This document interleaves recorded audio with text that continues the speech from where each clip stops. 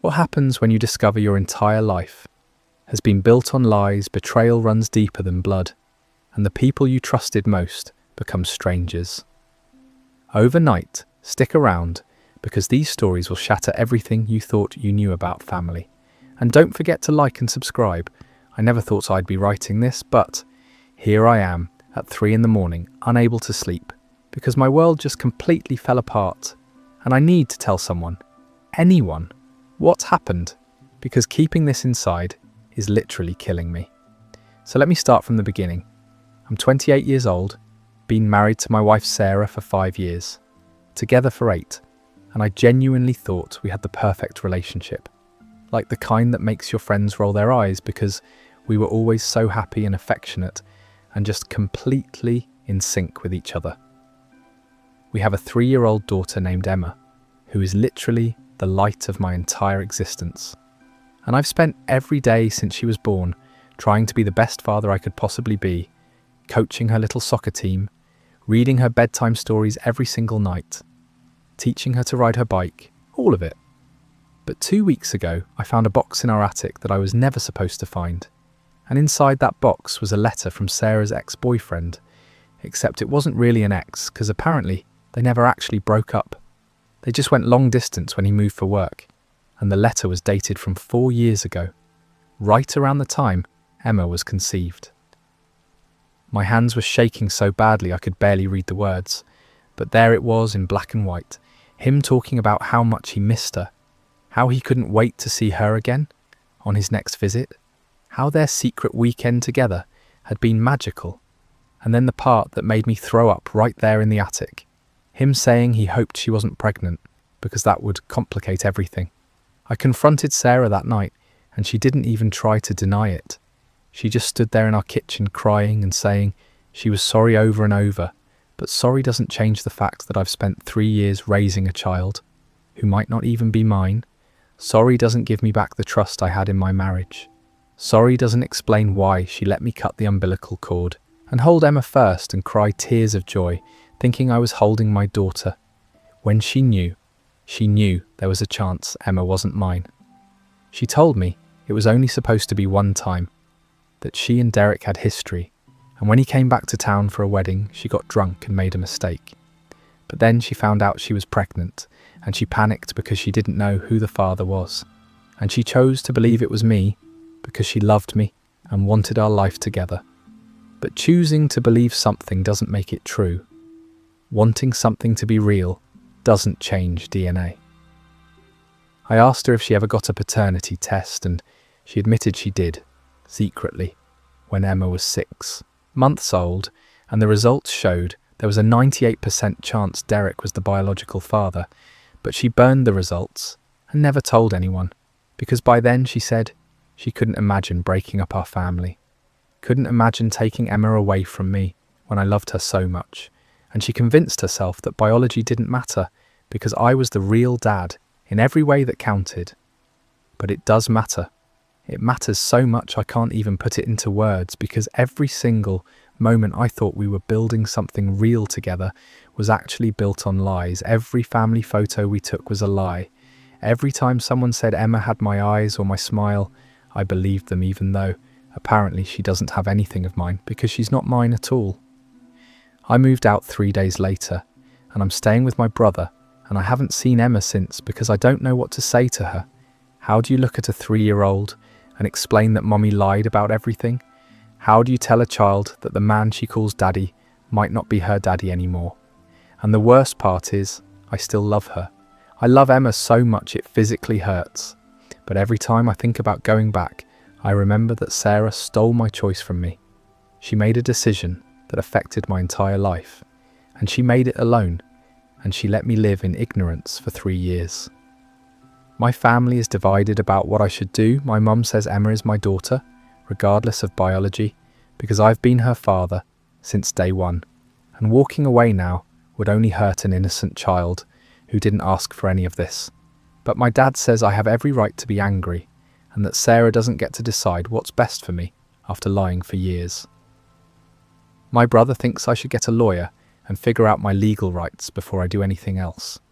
And my sister keeps sending me articles about men who raised kids that weren't biologically theirs and found peace with it eventually. But I'm not at peace. I'm the furthest thing from peace. I'm angry and hurt and betrayed and confused, and I don't know if I can ever forgive Sarah for this. She keeps texting me, begging to talk, saying Emma is asking for me every day, crying at night, wanting her daddy, and every message is like a knife in my chest because I want to be there for Emma, but I don't know how to separate my love for her from my anger at Sarah. I don't know how to walk back into that house and pretend everything is okay when nothing is okay. Derek doesn't even know he has a daughter. Sarah admitted she never told him, never gave him the chance to be a father because she wanted to preserve our family. But whose family was it really? Mine or his? And does he deserve to know that he has a 3-year-old daughter out there calling another man daddy? Part of me wants to find him and tell him everything just to blow up Sarah's carefully constructed lie even more. But another part of me knows that would only hurt Emma in the end. And she's the only truly innocent person in this entire mess. I've started therapy because I can't process this on my own. And my therapist keeps asking me what I want, what outcome would make me happy. But I don't know anymore, because what I wanted was my old life back. The life where Sarah was faithful, and Emma was mine, and our family was real. But that life never existed. It was always a fantasy, always a lie. I lie awake at night, wondering about all the little moments I missed. All the times Sarah must have been thinking about Derek while she was with me. All the doctor's appointments and ultrasounds where she knew there was a possibility the baby wasn't mine. But she smiled and held my hand anyway. All the times I thanked her for giving me a daughter, when maybe she should have been thanking Derek instead. The comments on my original post were mixed. Some people said I was abandoning a child who needed me, and that made me no better than a deadbeat dad. Others said I was completely justified in needing space, and that Sarah had destroyed our family through her own actions. Someone suggested I take some time to figure out what Emma means to me, separate from what Sarah did, because my relationship with Emma doesn't have to be defined by Sarah's betrayal.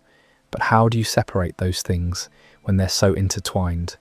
When every memory I have of Emma also includes Sarah, when our entire family unit was built on her deception. I keep thinking about Emma's 3rd birthday party 2 months ago, how we rented a bounce house and invited all her little friends, and she wore a princess dress and kept saying it was the best day ever. And I remember feeling so grateful to be her dad, so proud of the life Sarah and I had built together. And now that memory is tainted because I know the truth. I know that while I was celebrating being Emma's father, Sarah was carrying this massive secret and probably feeling guilty, but not guilty enough to tell me the truth. Some people asked why I didn't notice any signs, and honestly, I don't know. Maybe I was willfully blind. Maybe Sarah is just that good at hiding things. Maybe I trusted her so completely that it never occurred to me to question anything. She never acted suspicious, never seemed guilty, never gave me any reason to doubt her, which in some ways makes it worse because it means she's capable of lying to my face every single day for 3 years without any visible remorse. I started looking at old photos trying to see if Emma looks like me or like Derek, and it's impossible to tell. She's beautiful and has her own unique features, and I can convince myself she looks like me if I try hard enough. But I can also see Sarah in her face, and for all I know, Derek too. I found his social media profile and spent 2 hours scrolling through his pictures, trying to find any resemblance, and I felt pathetic doing it, but I couldn't stop. I needed to know what the man who might be Emma's biological father looks like. Needed to see if Emma had his nose, or his smile, or his eyes. He looks happy in his photos. He's got a new girlfriend now. They travel a lot. They seem carefree and completely unaware that there might be a child out there who shares his DNA. And I felt this surge of anger that he gets to just live his life, while mine is falling apart because of a decision he and Sarah made together. My friends have been supportive, but they don't really know what to say because none of them have been in this situation. None of them can truly understand what it feels like to have your entire reality shattered in an instant. My best friend Mark tried to take me out for drinks to get my mind off things, but I just sat there, staring at my beer, thinking about how Sarah and Derek probably sat in bars together during their secret meetups, how they probably laughed and flirted, and then went back to a hotel room, while I was at home completely oblivious, and I ended up leaving early because I couldn't stand to be around people pretending to have fun. Work has been impossible. I'm a software engineer, and I used to love my job, but now I can barely focus for 5 minutes before my mind wanders back to Sarah and Emma. And this whole nightmare. My boss pulled me aside yesterday and asked if everything was okay because I've been missing deadlines and showing up late. And I wanted to tell him the truth, but I couldn't get the words out.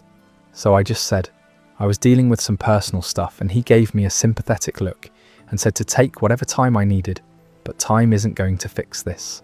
Time isn't going to change the fact that my wife cheated on me, and my daughter might not be my daughter. I've been having these intrusive thoughts about what Sarah and Derek were like together.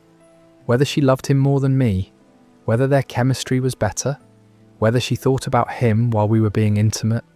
And I know it's not healthy to torture myself with these thoughts, but I can't help it. My brain just keeps going there.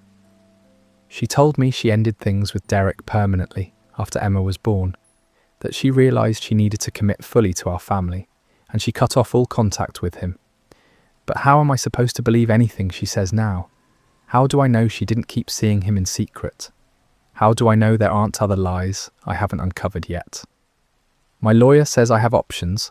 I could pursue a divorce and petition for custody or visitation rights, even though Emma might not be biologically mine, because I've acted as her father for 3 years and established a parental relationship. Or I could try to work things out with Sarah and stay in Emma's life that way. But both options feel impossible right now. I can't imagine forgiving Sarah, and I can't imagine walking away from Emma, but I also can't imagine living in this limbo forever. Yesterday, I drove past our house and saw Emma playing in the front yard with Sarah, and my chest got so tight I thought I was having a heart attack. Emma was laughing and chasing. Bubbles and Sarah was watching her with this sad expression, and for a moment I almost stopped the car, almost ran across the lawn and picked Emma up and held her and told her I was sorry for being gone. But then I remembered why I was gone in the first place, and I kept driving. Everyone keeps telling me that Emma needs me, that I'm the only father she's ever known, and abandoning her now would cause serious psychological damage, and they're probably right. But what about the damage to me? What about the fact that every time I look at her, I'm reminded of Sarah's betrayal? Every time I hear her call me daddy, I wonder if I even deserve that title. I know it's not Emma's fault. I know she's completely innocent in all of this, but knowing something intellectually and feeling it emotionally are two very different things. And right now, I'm drowning in emotions I don't know how to process. Sarah sent me a video yesterday of Emma crying and asking where Daddy was and why he doesn't love her anymore. And I watched it on repeat for an hour, hating Sarah for sending it, but also hating myself for not being there, for letting my anger at Sarah affect my relationship with Emma. The video destroyed me, hearing Emma's little voice crack as she cried, watching her wipe her tears with her tiny hands, seeing the confusion and hurt on her face because she doesn't understand why her daddy suddenly disappeared from her life, and I wanted to throw my phone across the room, but instead I just sat there crying because what kind of man lets a 3-year-old suffer like this? What kind of father puts his own pain above his daughter's needs? But then I remembered that Sarah put her own desires above my needs, above Emma's needs, above the truth, and she did it for years without any apparent hesitation, so maybe I'm not the villain here. Maybe I'm just a man who's been pushed past his breaking point, trying to figure out how to survive. My therapist says I'm experiencing a form of grief, that I'm mourning the loss of the life and family I thought I had, and that grief doesn't follow a linear path, it comes in waves, and sometimes you feel okay, and sometimes you feel like you're drowning, and both are normal responses to trauma. She also says that I need to make a decision soon about my relationship with Emma, because the longer I stay away, the harder it will be for both of us. that children Emma's age are forming core beliefs about themselves and their worth. And if she internalizes that her daddy abandoned her, it could affect her for the rest of her life. But how do I go back when I'm still so angry? How do I look Sarah in the face without wanting to scream at her for what she's done to us? I've been reading stories from other men who've been through similar situations, and it's both comforting and depressing. Comforting to know I'm not alone, that other people have survived this kind of betrayal, but depressing because some of them never fully recovered. Some of them walked away from their kids and regretted it forever. Some of them stayed and spent years resenting their partners and feeling trapped. There's no good answer here. There's no choice that doesn't involve pain and loss and compromise. And I'm so tired of feeling like I have to choose between my own emotional well-being and being there for Emma. Like those two things are mutually exclusive when they shouldn't be. Last night I dreamed that I was at Emma's high school graduation, and she didn't recognize me because I'd been gone from her life for so long. And in the dream I tried to explain why I left, tried to tell her about Sarah's lie and how much it hurt me. But she just looked at me with cold eyes and said it didn't matter because I chose to leave her, and that was unforgivable. And I woke up in a panic with tears on my face, because even though it was just a dream, it felt like a prophecy, like a glimpse of a future I might be creating through my current choices. I called Sarah this morning for the first time since I moved out, and we talked for 2 hours. She cried and apologised and begged me to come home, said she would do anything to fix this, go to counselling, cut off all her old friends, let me check her phone and email whenever I wanted, anything to prove she was committed to rebuilding trust. She said she understood why I was angry and that she deserved my anger, but that Emma didn't deserve to lose her father, that regardless of biology, I was Emma's dad in every way that mattered, and walking away would haunt me for the rest of my life. Part of me wanted to believe her, wanted to think we could somehow work through this and come out stronger on the other side. But another part of me knows that trust once broken is almost impossible to fully repair, that there will always be a part of me that wonders what else she's lied about, that questions whether she really loves me or if she just loves the life we built together.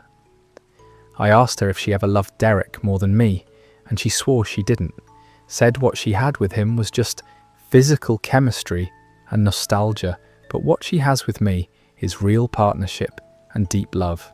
But those words felt hollow because she said similar things to me while she was sleeping with him. She told me I was the love of her life while she was carrying another man's baby. So how am I supposed to trust anything that comes out of her mouth now? She asked if I wanted to get a paternity test to know for sure, and I said I didn't know, because part of me needs to know the truth definitively, but another part of me is terrified that having scientific confirmation that Emma isn't mine will make it impossible to stay in her life, will give me an excuse to walk away that I won't be able to resist. We ended the call without any real resolution, just both of us crying and saying we needed more time to think, and I felt emotionally exhausted afterward, like I'd run a marathon or survived a war. I'm meeting with my lawyer again tomorrow to discuss next steps, and I'm dreading it because making legal decisions feels so final. Like once I file papers or establish custody arrangements, there's no going back. This nightmare becomes official and permanent instead of something we might somehow fix. My brother thinks I should ask for full custody and get Sarah out of my life completely, but I can't do that to Emma. Can't take her away from her mother, no matter how angry I am at Sarah. Emma needs both of us, even if we can't be together anymore. I've been thinking about what kind of relationship I could have with Emma if Sarah and I divorce, whether I could be a weekend dad or share custody 50-50, whether I could handle seeing Sarah regularly for drop-offs and pickups, whether watching Emma grow up from a distance would be enough, or whether it would just be a constant reminder of everything I lost. Some people have suggested that maybe Derek deserves to know he has a daughter, that he should have the opportunity to be part of Emma's life if he wants to be. But the thought of some other man stepping into my role as Emma's father makes me feel physically ill. The thought of Emma calling someone else daddy or forming a bond with Derek that replaces what she had with me is unbearable. But is it fair to Derek to keep this information from him? Is it fair to Emma to potentially deprive her of a relationship with her biological father? Or is Sarah right that sometimes protecting a family means keeping certain secrets buried? I don't know anymore. I don't know what's right or wrong or fair. I just know I'm in pain, and I miss my daughter, and I hate my wife, and I wish I could go back in time and find that box before any of this happened. Or better yet, never find it at all, and just keep living in blissful ignorance.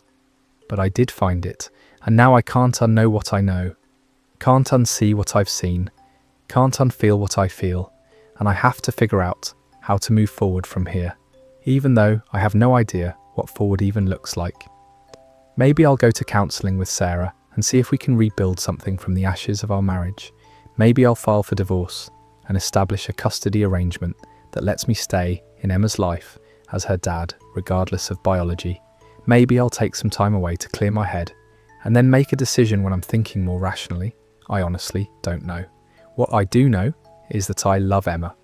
That love doesn't just disappear because of a DNA test or a betrayal, and that somehow I need to find a way to be there for her, while also protecting my own heart from further damage. This is the hardest thing I've ever been through, and I wouldn't wish it on anyone, but I'm sharing it here because I need support and perspective, and maybe someone out there has been through something similar and can tell me it gets better eventually, that the pain fades and life goes on, and you find a way to be okay again. So that's where I am right now, broken and confused and angry, but also hopeful, that maybe with time and therapy and honest communication, I can figure out what's best for everyone involved, especially Emma, who deserves stability and love, and parents who put her needs above their own drama. If you've made it this far, thank you for listening to my story, for witnessing my pain, for not judging me too harshly for the choices I'm struggling with. And if you have any advice or words of encouragement, I'd really appreciate it, because I feel very alone in this right now and could use all the support I can get. I got a call from my brother this morning telling me that Sarah showed up at his apartment looking for me, and she was hysterical.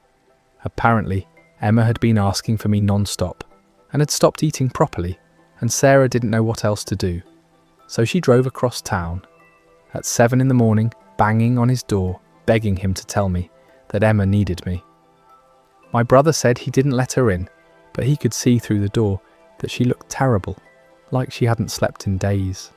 Her hair was a mess and she had dark circles under her eyes, and she kept saying over and over that Emma was breaking down, and it was killing her to watch that their daughter would sit by the front door every evening, waiting for me to come home from work like I used to, and when I didn't show up, she would cry herself to sleep.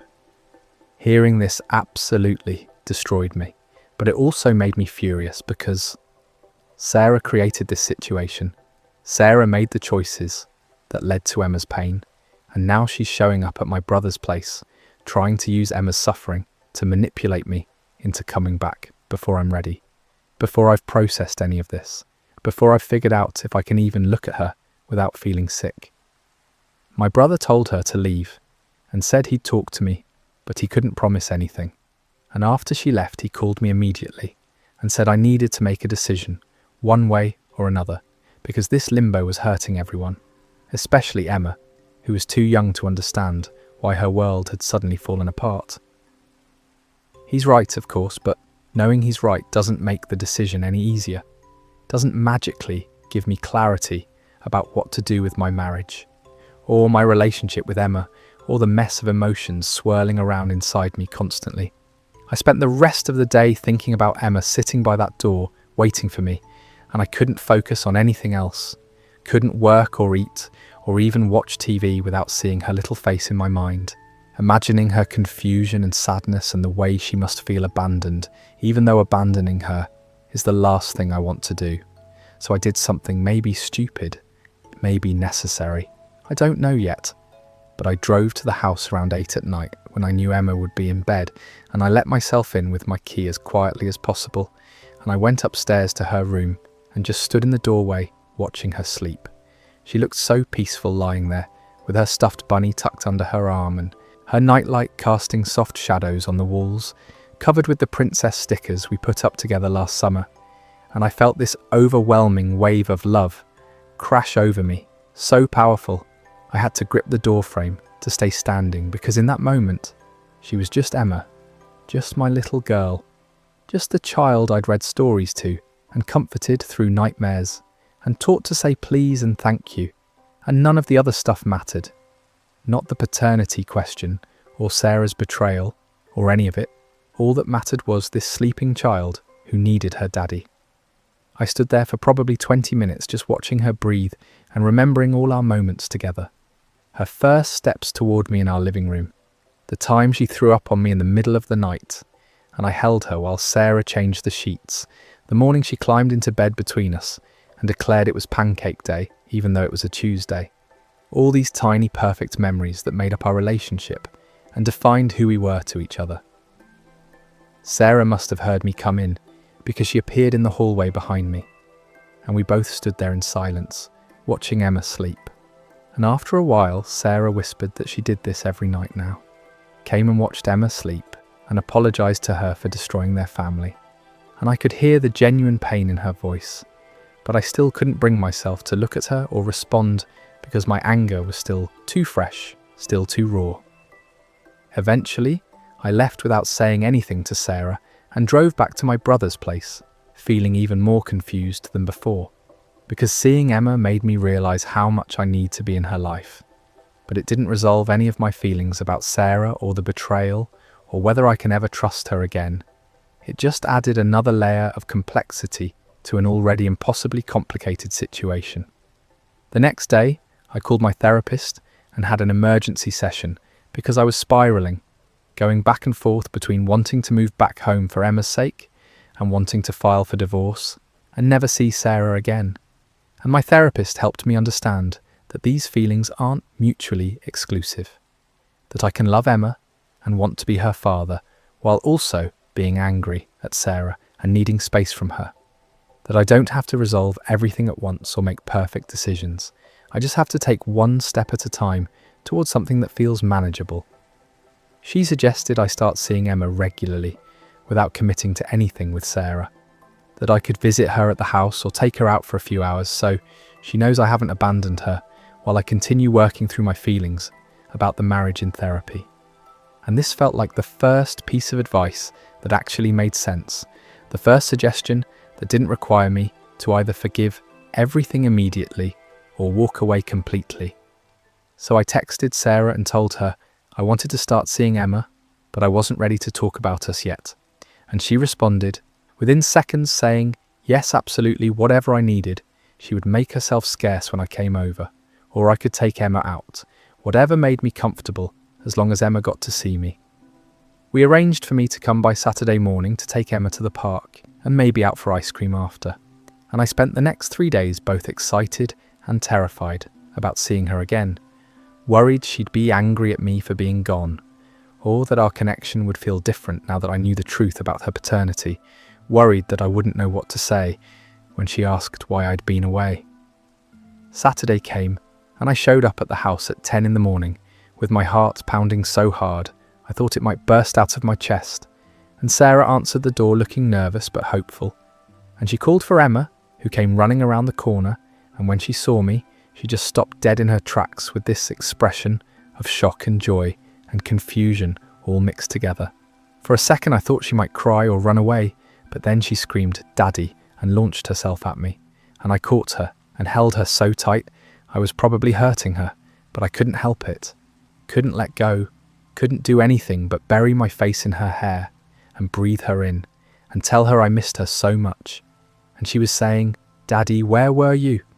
And I missed you, and are you staying now?"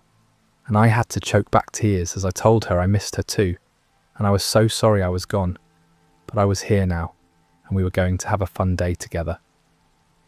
Sarah disappeared into another room to give us space, and I took Emma to the park and pushed her on the swings and caught her at the bottom of the slide and played pretend games where she was a superhero, and I was the villain she had to defeat.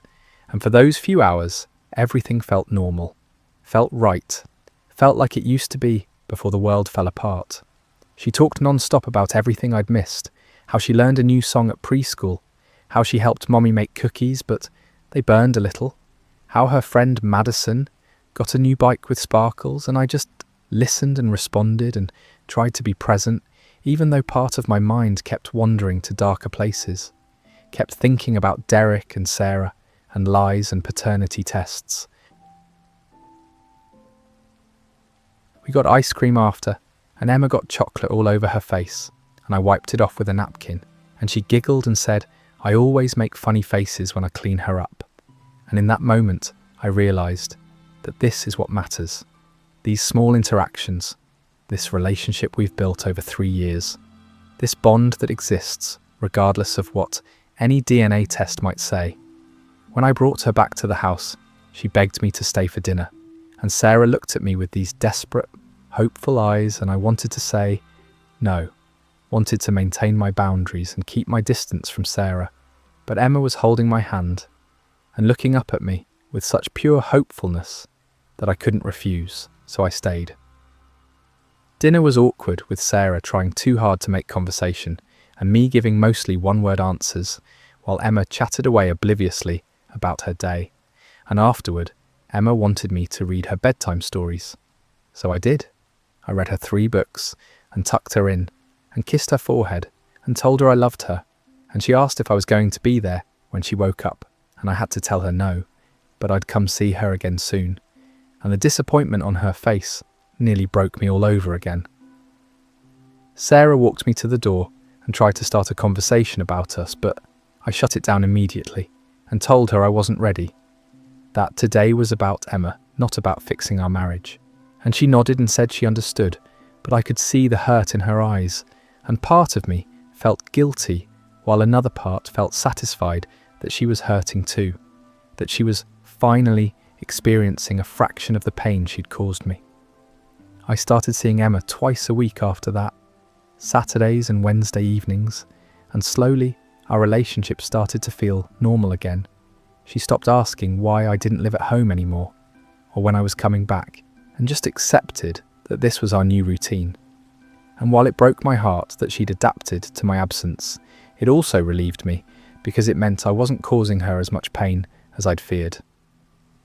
Sarah and I developed a system where she'd make herself scarce during my visits, either staying in the bedroom or leaving the house entirely, and we'd only interact through brief text messages about scheduling or Emma's needs. And this arrangement worked for a while, but I knew it couldn't last forever, that eventually we'd have to actually talk about what happened and figure out what we were doing long term.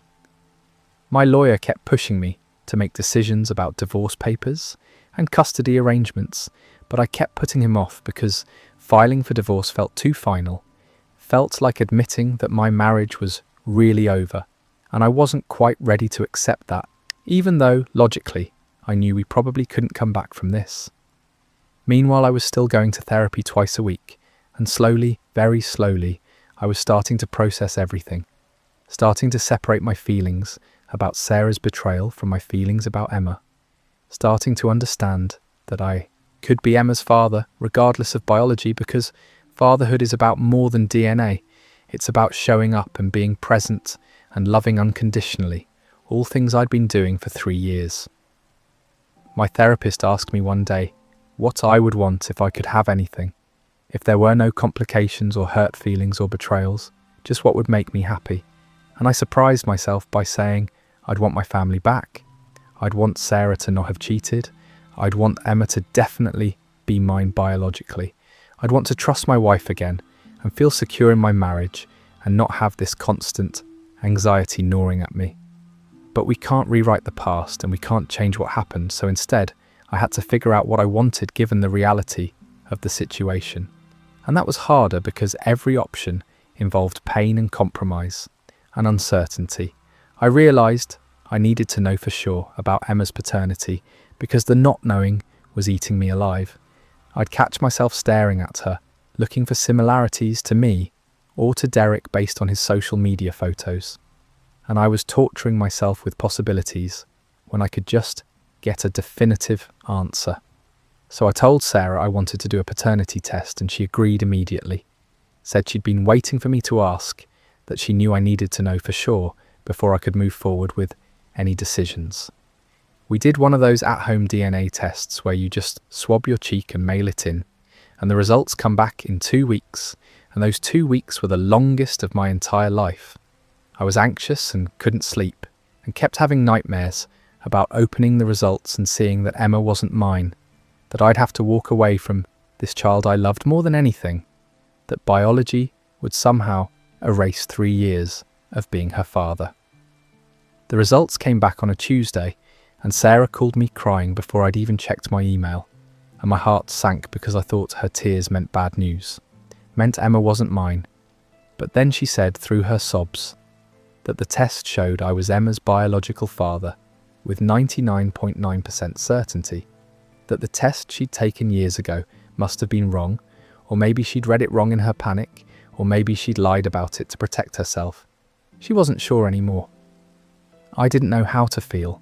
Part of me was relieved beyond measure that Emma was actually mine, that I didn't have to question my connection to her or worry about Derek showing up to claim her.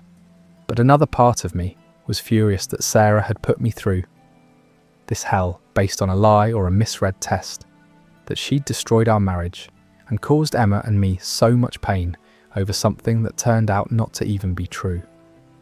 When I asked her directly if she'd lied about the first paternity test, she swore she hadn't, that she really did think there was a strong possibility Derek was the father based on the timing, but now she wasn't sure if she'd misread those results or if they'd been wrong, and this uncertainty somehow made everything worse because it meant she'd blown up our lives over a maybe, over a possibility that turned out to be false. I should have been happy, should have been celebrating the fact that Emma was definitely my daughter, and that particular nightmare hadn't come true, but instead I just felt empty and angry and cheated because, while the paternity question was resolved, Sarah's infidelity wasn't. She still cheated on me, still lied to me for years, still let me believe I might not be Emma's father, and live with that torture for weeks. And finding out Emma was mine didn't magically erase any of that betrayal. We had a huge fight over the phone where I accused her of manipulating me and lying about the first paternity test results to justify her years of deception, and she insisted she'd been genuinely uncertain and scared and had made bad choices, but never with malicious intent.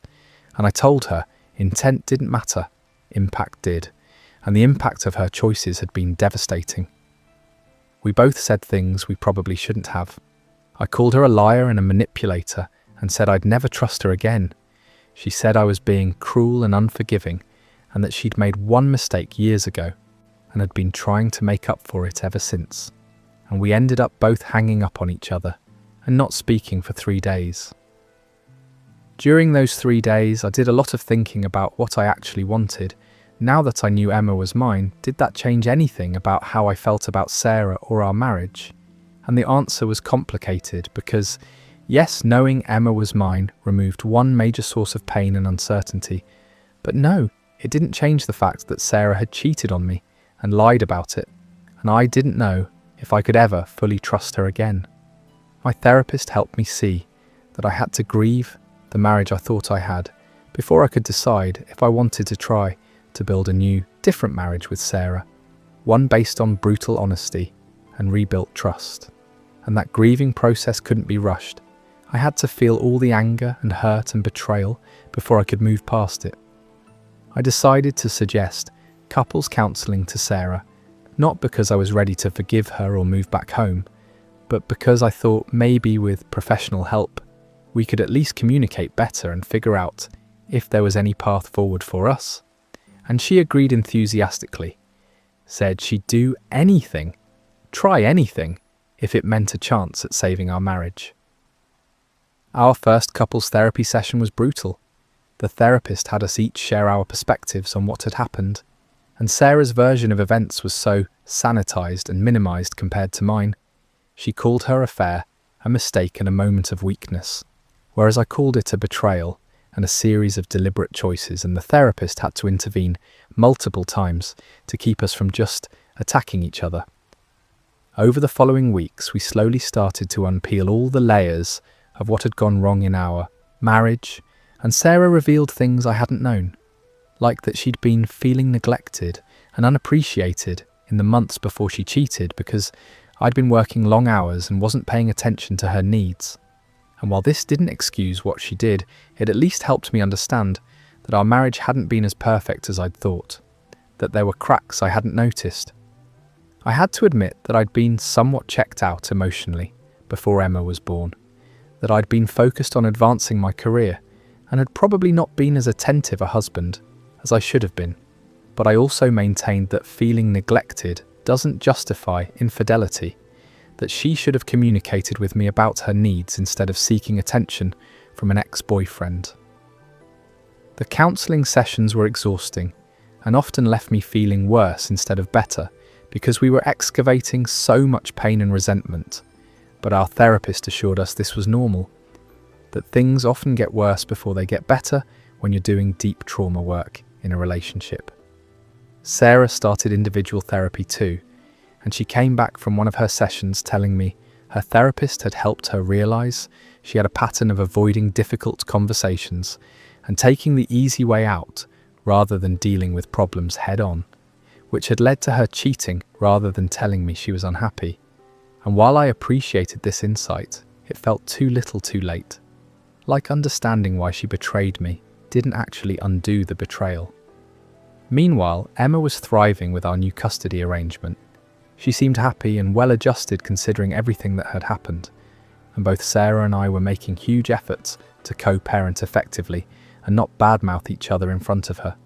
And I was proud of us for at least getting that part right. I started slowly rebuilding my trust in Sarah. Through small things, she gave me complete access to her phone and email and social media. She checked in with me constantly about where she was and who she was with. She was basically living under a microscope. And while part of me hated that it had come to this, another part of me needed this level of transparency to even consider staying in the marriage. 5 months after everything exploded, 5 months of therapy and hard conversations, and small steps forward and occasional giant leaps backward, I decided to move back home on a trial basis. Not because everything was fixed, or because I'd completely forgiven Sarah, but because I missed Emma terribly and wanted to be there for bedtime every night, and because despite everything I still loved Sarah, even though that love was now complicated and scarred and nothing like the uncomplicated joy it used to be. Moving back was strange. I felt like a guest in my own house at first, hyper aware of Sarah's presence and uncertain about boundaries and how to act around her. But slowly, we found a new rhythm that worked for us. We were more like roommates than spouses at first, polite and careful with each other, giving each other space while still managing to function as Emma's parents. Sarah respected my need for emotional distance and didn't push for physical intimacy or romantic gestures. She just focused on showing up every day, being honest, going to therapy, taking care of Emma, and slowly, imperceptibly, chipping away at the wall I'd built around my heart. It took almost a year from the day I found that letter before I could say I'd forgiven Sarah, and even then forgiveness didn't mean forgetting or not occasionally feeling angry about what happened. It just meant I'd decided to stop letting the betrayal define every moment of my present and future, to accept that she'd made a terrible mistake, but that mistake didn't have to destroy everything good we'd built together. We renewed our vows on our 6th anniversary in a small private ceremony with just Emma and our immediate families, and when Sarah promised to love and honour me this time, I believed her because she'd spent a year proving through her actions that she meant it, showing me through consistency and transparency and hard work that she was committed to our marriage in a way she maybe hadn't been before. I still have bad days where I think about Derek and wonder what would have happened if Emma hadn't been mine, whether I'd have walked away or stayed, whether Sarah and I could have survived that on top of everything else. But most days now, I'm just grateful for what we have, grateful that Emma is mine, grateful that Sarah and I found our way back to each other, even though the path was brutal and painful and nearly impossible. I learned that marriage isn't about perfection or avoiding mistakes. It's about how you respond when mistakes happen, whether you run away or whether you stay and fight for what matters. And both Sarah and I chose to fight, chose to do the hard, ugly work of rebuilding trust and intimacy from scratch. And while our marriage now looks different from what it was before, in some ways it's actually stronger because we've been tested and survived. Emma is 5 now and has no memory of that dark period when I moved out. She just knows that Mommy and Daddy love her and each other, and that our family is solid, even though it once almost broke into pieces. And protecting her happiness and stability is what motivated both Sarah and I to push through the hardest parts of reconciliation when it would have been easier to just quit. I'm sharing this update because so many people told me I'd never be able to forgive Sarah, that once trust is broken, it can never be repaired, that I should just walk away and start fresh with someone new. But for me, that wasn't the right answer. For me, the right answer was staying and fighting and believing that people can change and relationships can heal even from devastating betrayals. I'm not saying everyone should make the choice I made. Some betrayals are unforgivable and some relationships aren't worth saving, but I am saying that it's possible to come back from infidelity if both people are truly committed to doing the work. If the cheating partner takes full responsibility and makes real changes, and if the betrayed partner is willing to eventually let go of their anger and take a risk on trust again. So for anyone out there going through something similar, know that there's no right answer, no perfect solution, just choices with consequences, and you have to figure out what you can live with, what will let you sleep at night, what will make you proud of yourself 10 years from now when you look back on this moment. And for me, that meant choosing love over anger, choosing family over pride, choosing to believe in Sarah's capacity for change and growth even when every instinct told me to protect myself by walking away. It hasn't been easy, and there are still moments when the old hurt resurfaces and I have to work through it again, but those moments are getting rarer and less intense, and more I'm able to just be present with Sarah and Emma without the past intruding, able to make new memories that aren't tainted by betrayal, able to believe in our future together, even though our past contains so much pain. Thank you all for following this journey and for your support and advice along the way. Some of you gave me perspective when I desperately needed it, and I hope my story helps someone else out there who's struggling with infidelity or trust issues or deciding whether to stay or go. Because sometimes the hardest choice is the right one. And sometimes staying is braver than leaving. And sometimes love really can conquer all if you're willing to fight for it. Try or continue. 3 years after I moved back home, right when I thought we'd finally put the whole nightmare behind us and built something stable and beautiful from the ruins of our broken marriage, I got a message on LinkedIn from someone named Derek Chambers asking if we could talk about something important and private, and my blood went cold because I knew exactly who he was and exactly what this was about. I stared at that message for hours trying to decide whether to respond or just block him and pretend I never saw it. But curiosity and dread eventually won out, and I messaged him back asking what he wanted to discuss, and he replied immediately asking if we could meet in person because it was too sensitive to discuss over messages, which confirmed my worst fears that somehow he'd found out about Emma. I agreed to meet him at a coffee shop across town where I was sure nobody would recognise either of us. And I didn't tell Sarah about it because I didn't want to worry her or give her a chance to try to control the narrative. I needed to hear whatever Derek had to say directly from him without Sarah's filter or spin on it. The day of the meeting, I was a nervous wreck. I almost cancelled 3 times, but something kept me from backing out. Maybe I needed closure on this whole thing, or maybe I just needed to see the man who'd almost destroyed my marriage face to face and understand what kind of person he was. Derek was already sitting at a corner table when I arrived, and he stood up when he saw me. He was tall and athletic looking with dark hair and an easy smile, and I hated that my first thought was trying to see if Emma had any of his features. Hated that 3 years later I was still looking for signs of his presence in my daughter, even though I knew she was mine. We shook hands awkwardly and sat down, and he thanked me for meeting him and said he knew this must be strange and uncomfortable, but he really appreciated me hearing him out. And I just nodded and waited for him to get to the point because I wasn't going to make this easy for him. He started by saying that about a month ago he'd gotten a message from someone claiming to be a mutual friend of his and Sarah's. Someone who thought he should know that Sarah had gotten pregnant years ago, right after they'd been together, and that there was a possibility he had a daughter he didn't know about. My stomach dropped, even though I'd been expecting something like this, and I asked him who sent the message, and he said it was anonymous, sent from a fake account that disappeared right after he responded, asking for more information. But the message had included enough specific details about him and Sarah's relationship that he knew it wasn't just some random troll. He said he'd been going crazy for the past month, trying to decide what to do with this information, whether to reach out to Sarah directly or try to find out the truth some other way. And eventually he decided to reach out to me because the message had mentioned my name and said I was married to Sarah and raising the child as my own.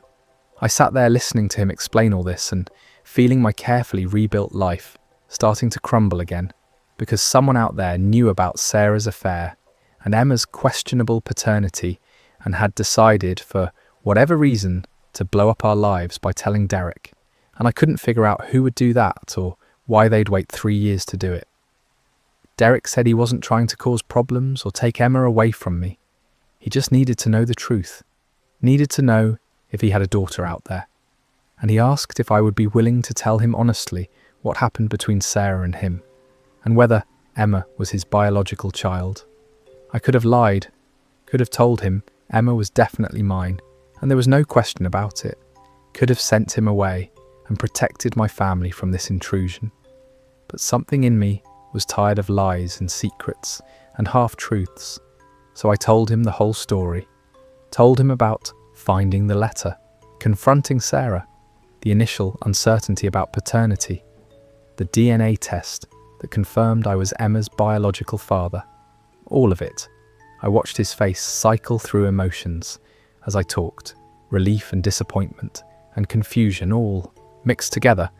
And when I finished, he sat back in his chair, looking drained, and said he didn't know whether to be grateful or devastated that Emma wasn't his, because on one hand he'd been imagining having this daughter for the past month and getting attached to the idea, but on the other hand he knew it would have been incredibly complicated if she had been his.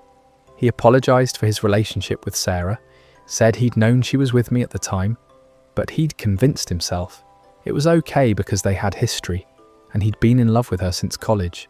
But looking back, he realised how selfish and destructive his behaviour had been, and he felt genuinely sorry for the pain he'd helped cause. I appreciated the apology, but it felt inadequate given the magnitude of what his actions had set in motion, and I told him as much. Told him that his affair with Sarah had nearly destroyed my marriage and caused me months of anguish and pain. And while I'd worked through it and forgiven Sarah, I wasn't sure I was ready to forgive him. We talked for almost 2 hours, and by the end, I felt like I understood him better. He wasn't some evil homewrecker, just a guy who'd made selfish choices when he was younger, and was now trying to deal with the potential consequences. And in a weird way, I felt sorry for him, because he seemed genuinely disappointed that Emma wasn't his, even though finding out she was would have made his life extremely complicated. Before we parted ways, I made him promise he wouldn't contact Sarah or try to insert himself into our lives, and he agreed easily and said he just needed to know the truth, and now that he did, he could move on with his life. And we shook hands again and went our separate ways. I drove home in a daze, trying to figure out who could have sent that message to Derek and why, running through everyone who knew about the situation and trying to identify who would have both the information and the motivation to stir up trouble after all this time. When I got home, Sarah immediately knew something was wrong, because apparently I'm terrible at hiding my emotions. And when I told her about my meeting with Derek, she went pale and had to sit down. and she kept asking over and over who would have told him and what exactly I'd said to him. I assured her I'd handled it and that Derek had agreed to stay away from us, but she was spiralling, convinced that this was just the beginning, that whoever sent that message would keep causing problems and trying to destroy what we'd rebuilt.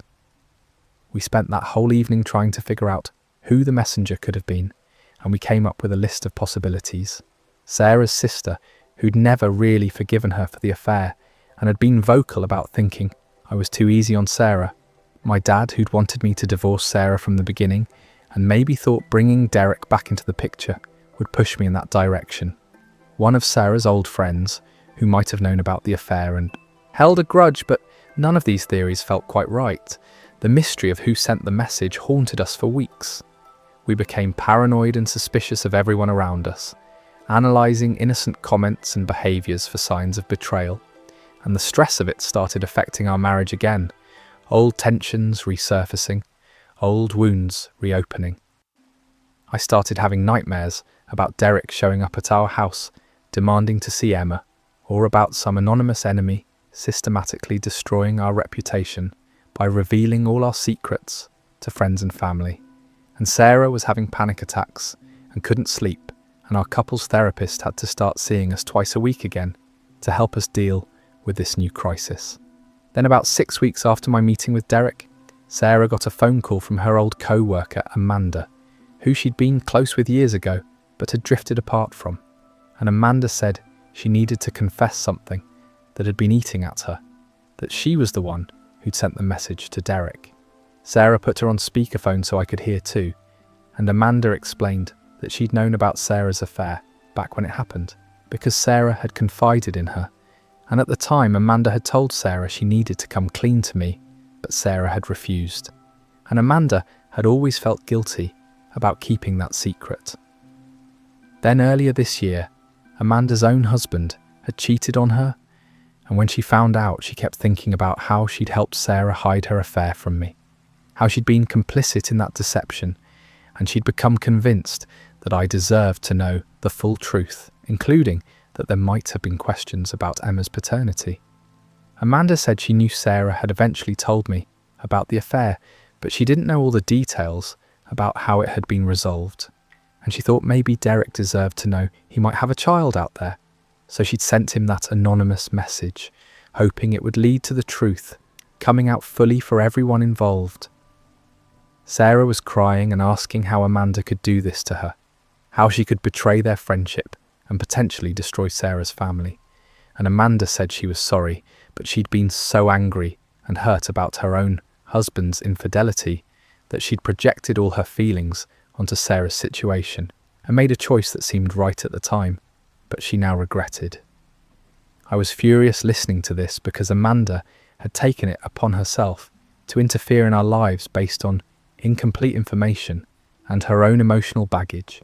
She'd caused us weeks of stress and paranoia and reopened wounds we'd worked so hard to heal, all because she was going through her own marital problems and wanted someone else to suffer too. Sarah ended the call by telling Amanda she never wanted to hear from her again and that their friendship was over. And after we hung up, we just sat there in silence, trying to process what we'd learned. On one hand, it was almost a relief to know who'd sent the message and why, to know it wasn't part of some ongoing campaign to destroy us, but rather a one-time impulsive act by someone who was hurting. But on the other hand, it was devastating to realise that someone we'd trusted had betrayed us and that our secrets would never be completely safe, no matter how hard we worked to move past them. The incident with Derek and Amanda made me realise that Sarah's affair would always be part of our story, that we couldn't just put it behind us and pretend it never happened because the consequences and connections from that time would keep popping up in unexpected ways, and we had to find a way to be okay with that uncertainty and vulnerability. Sarah suggested we move to a different city and start fresh somewhere where nobody knew our history and we could just be a normal family without all this baggage. But I didn't want to uproot Emma from her school and friends and the life she'd built. And besides, running away wouldn't actually solve anything, because we'd still carry all this history with us wherever we went. Instead, we decided to be more open about our past, with the people close to us, to stop treating Sarah's affair as this shameful secret that had to be hidden at all costs, and to just accept that yes, this happened, and yes, we worked through it, and yes, we're still together, and anyone who has a problem with that can mind their own business. This shift in perspective was actually incredibly freeing because we stopped living in fear of people finding out and started owning our story, flaws and all. And we found that most people were actually really supportive and impressed that we'd managed to rebuild our marriage rather than judgmental about the affair itself. Emma was 7 by this point and starting to ask more complex questions about relationships and marriage and trust. And Sarah and I had long conversations about what we would tell her about our past when she was old enough to understand, whether we'd be honest about the affair or whether some things should remain private between spouses. We ultimately decided that when Emma was a teenager, we'd tell her an age-appropriate version of what happened. Not all the painful details, but enough for her to understand that marriages take work and that people make mistakes. But those mistakes don't have to define everything. And we hoped this honesty would help her develop realistic expectations about relationships, rather than some fairy tale idea that love is easy and perfect. Meanwhile, my relationship with Derek remained completely non-existent, which was how I wanted it. He'd kept his promise to stay away from our lives, and as far as I knew, he'd moved on and put the whole Emma situation behind him. And I was grateful for that, because I didn't need him lurking in the background as a constant reminder of the worst period of my life. Sarah occasionally asked if I ever thought about what would have happened if Emma hadn't been mine, if the DNA test had gone the other way, and honestly, I still didn't know the answer. I wanted to believe I would have stayed and raised her anyway, because she was my daughter in every way that mattered, but I also knew that finding out she wasn't biologically mine would have added a whole other layer of pain and complexity that might have been too much to overcome. The fact that I'd never have to know the answer to that question was something I was deeply grateful for, and every time I looked at Emma and saw my eyes or my smile or my mannerisms, I felt this rush of relief and love that she was truly mine in every possible way. By the time Emma turned 8, our marriage had reached a place of real stability and happiness, not the naive, unquestioning happiness we'd had before the affair, but something deeper and more resilient, built on brutal honesty and hard work and a conscious choice every single day to choose each other and our family. Sarah had become an advocate for couples recovering from infidelity. She'd started a blog where she wrote honestly about her mistakes and the work she'd done to become a better partner, and hearing her take full ownership of what she'd done and help other people navigate similar situations made me proud of how much she'd grown. I'd learned to trust her again, not blindly, but with my eyes open, understanding that trust is a choice you make based on someone's consistent behaviour over time. And Sarah had earned back my trust through years of transparency and commitment and showing up even when it was hard. We still went to couples therapy occasionally, not because we were in crisis, but because we'd learned that maintaining a marriage takes ongoing work, and having a neutral third party to check in with periodically helped us stay on track and address small issues before they became big ones. Emma was thriving. She was a happy, confident kid who loved school and soccer and had a tight group of friends, and both Sarah and I took pride in the fact that we'd managed to protect her from the worst of our marital struggles and provide her with a stable, loving home despite everything. Sometimes I thought about the man I'd been 4 years ago, the one who'd found that letter in the attic and felt like his entire world had shattered.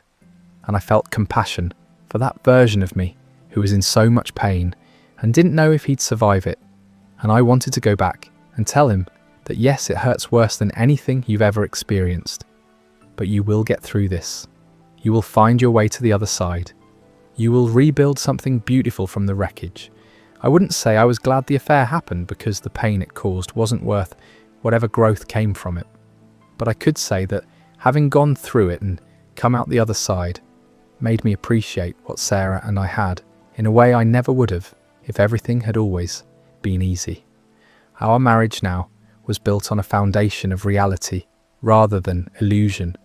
We knew what we were capable of, both good and bad.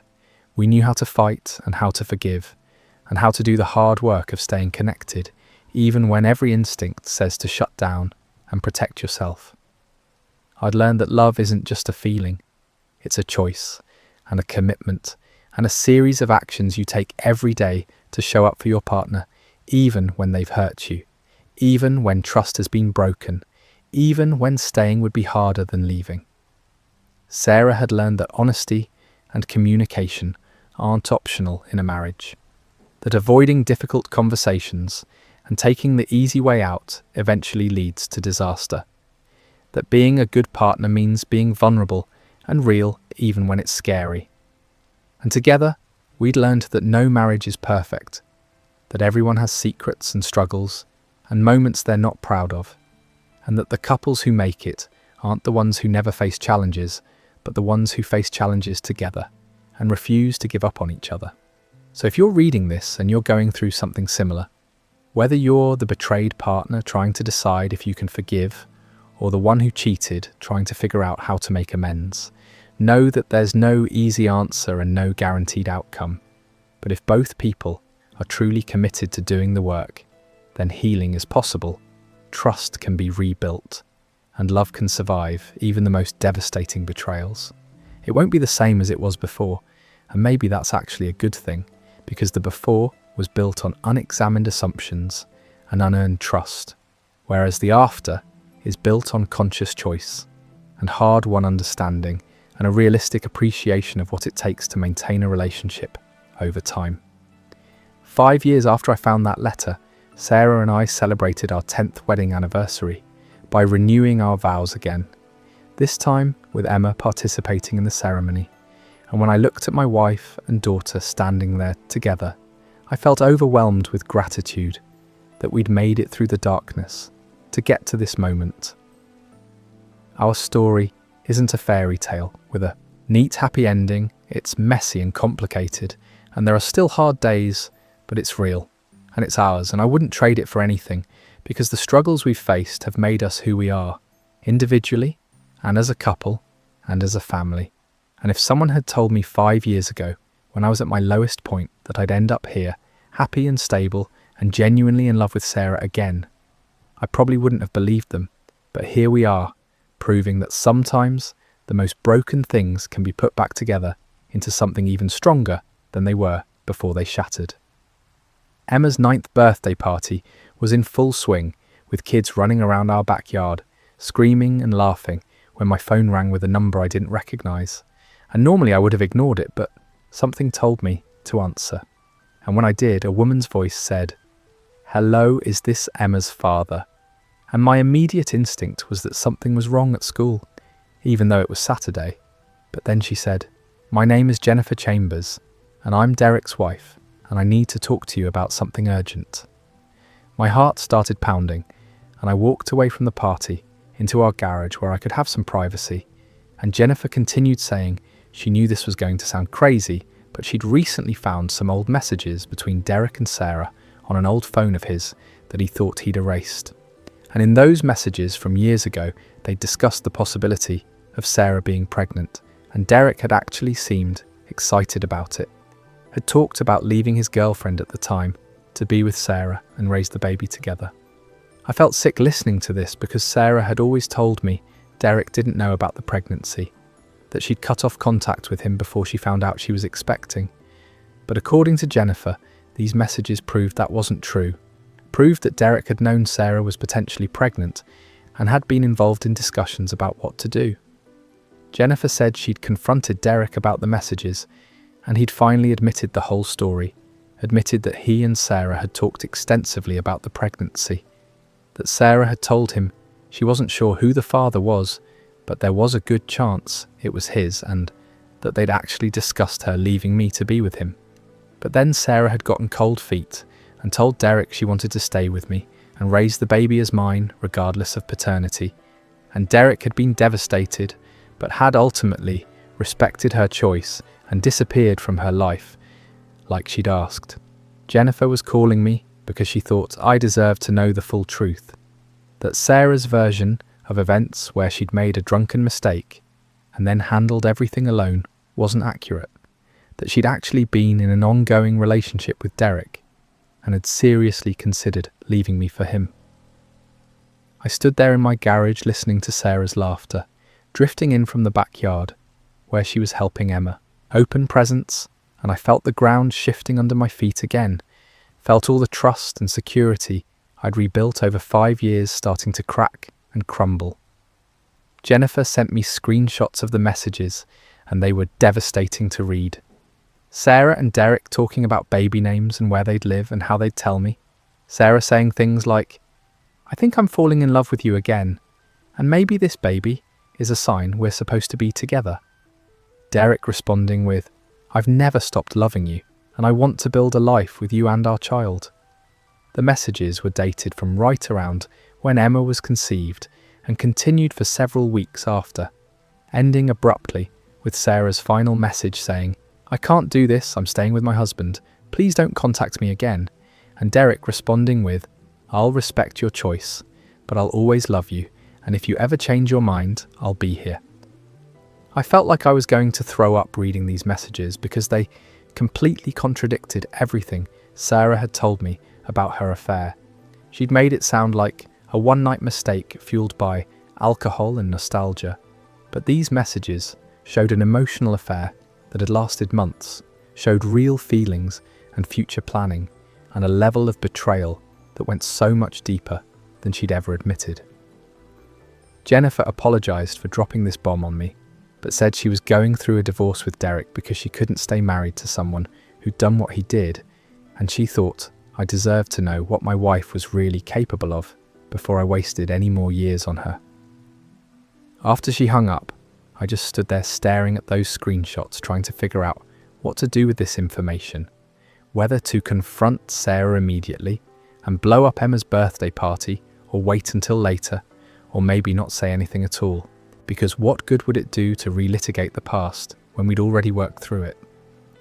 But these weren't just details or minor discrepancies in Sarah's story. These were fundamental lies about the nature of her relationship with Derek and her consideration of leaving me, and I couldn't just ignore them or pretend they didn't matter. I went back outside and somehow made it through the rest of the party on autopilot, smiling and taking pictures and cutting cake, while inside I was screaming, and Sarah kept asking if I was okay because apparently I looked pale, and I just said I had a headache, which wasn't entirely a lie. After all the kids left and Emma was upstairs playing with her new toys, I told Sarah we needed to talk and showed her the screenshots Jennifer had sent, and I watched the colour drain from her face as she read them, watched her hands start shaking and tears fill her eyes. She tried to deny it at first, said those messages were taken out of context or that she'd just been confused and emotional, but didn't really mean those things. But I cut her off and told her I was done with lies and half-truths, that she needed to tell me everything right now, or I was packing a bag and leaving. So she told me the truth finally, the whole ugly truth she'd been hiding for almost 6 years. That yes, she and Derek had been in love, or at least thought they were. That the affair hadn't been just physical, but emotional too. That she genuinely considered leaving me to be with him and raise Emma together, thinking she was his daughter. She said when she found out she was pregnant, she'd been excited because she thought it was Derek's baby, and it meant they could finally be together openly. But then, as the weeks went by and the reality of blowing up her life set in, she'd gotten scared and realised she didn't actually want to leave me. That what she had with Derek was fantasy and infatuation, while what she had with me was real and stable and worth fighting for. She said she'd broken things off with Derek and committed to our marriage and to raising Emma with me. And when the first paternity test suggested Derek might be the father, she'd panicked and hidden the results because by then she was sure she'd made the right choice, staying with me, and she couldn't bear the thought of losing everything. I asked her why she'd lied about all of this when I confronted her years ago, why she'd made it sound like a one-time mistake when it was actually a full-blown affair with feelings and future plans, and she said she'd been ashamed and scared and convinced that if I knew the full extent of her betrayal, I'd never be able to forgive her. So she'd minimized it, hoping we could move past it more easily. But lying about it had just created more betrayal, more broken trust, more reasons for me to question everything she'd ever told me. And I told her this was worse than the original affair, that I'd forgiven her for sleeping with Derek and even for lying about it initially. But to find out 6 years later that she'd been lying about the depth and nature of the relationship this whole time made me wonder what else she'd lied about. Sarah was sobbing and begging me to understand that she'd just been trying to protect our marriage, that she'd thought telling me the full truth would destroy us when we'd already been through so much. But I told her that wasn't her decision to make, that I deserved to know what I was forgiving and what I was rebuilding with, and by hiding the truth, she'd stolen my agency and my ability to make informed choices about my own life. We fought for hours that night after Emma went to bed, the worst fight we'd had since the initial discovery 5 years ago, and I told Sarah I didn't know if I could do this again, didn't know if I had it in me to rebuild trust for a second time, didn't know if our marriage could survive another revelation like this. She asked what she could do to fix it, and I told her honestly I didn't know if it could be fixed, that every time I thought we'd reach solid ground, another crack appeared, and I was exhausted from constantly having to shore up our foundation, from never being able to fully relax into our relationship, because I was always waiting for the next bomb to drop.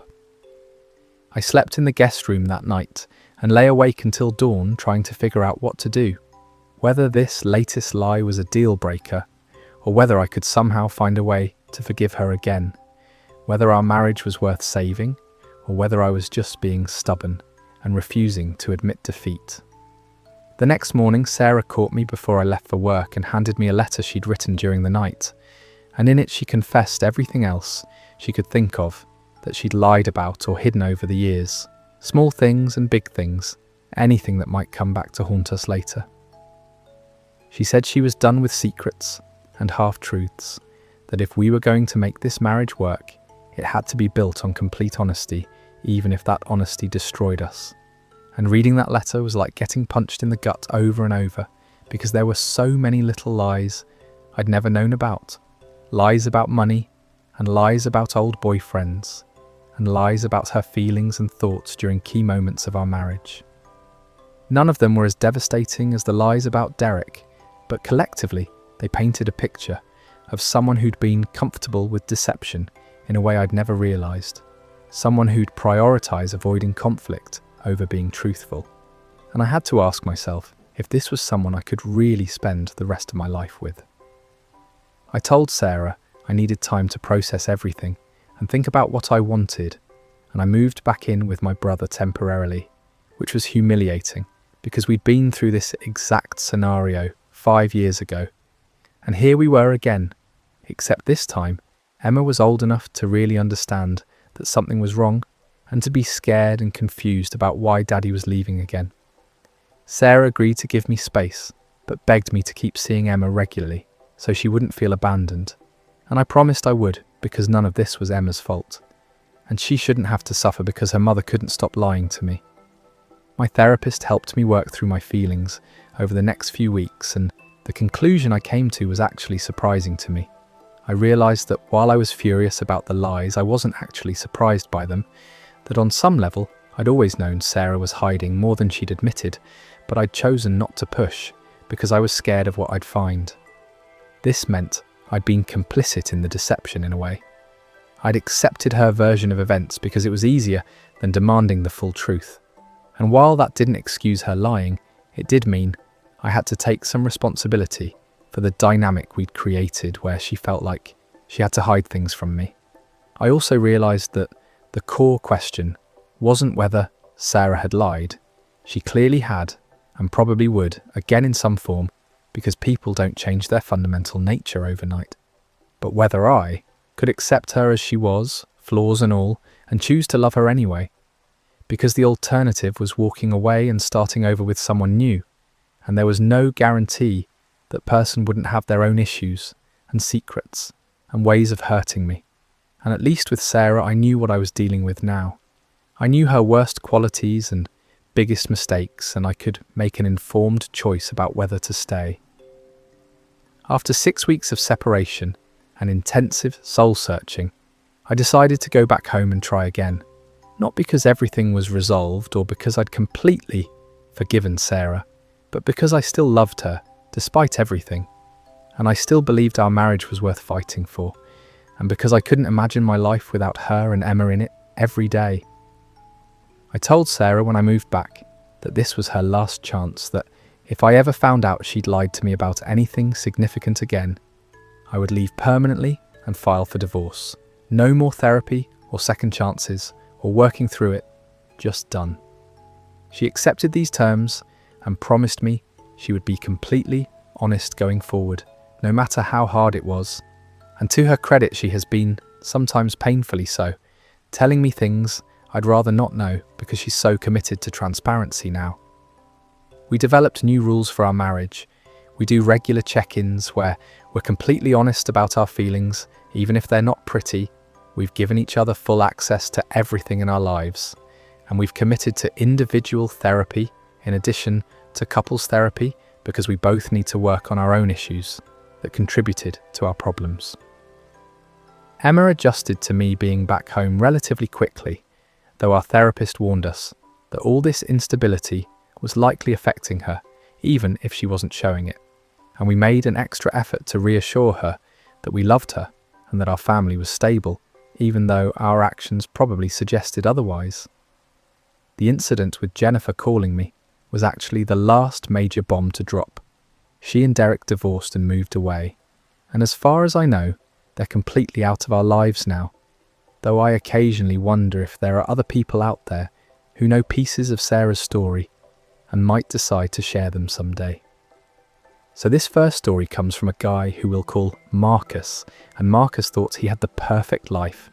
A beautiful wife named Sarah, who he'd been with for 8 years, married for 5, a great job as a software engineer, at a tech startup, a nice house in the suburbs, and what he thought was a rock-solid relationship built on trust and communication.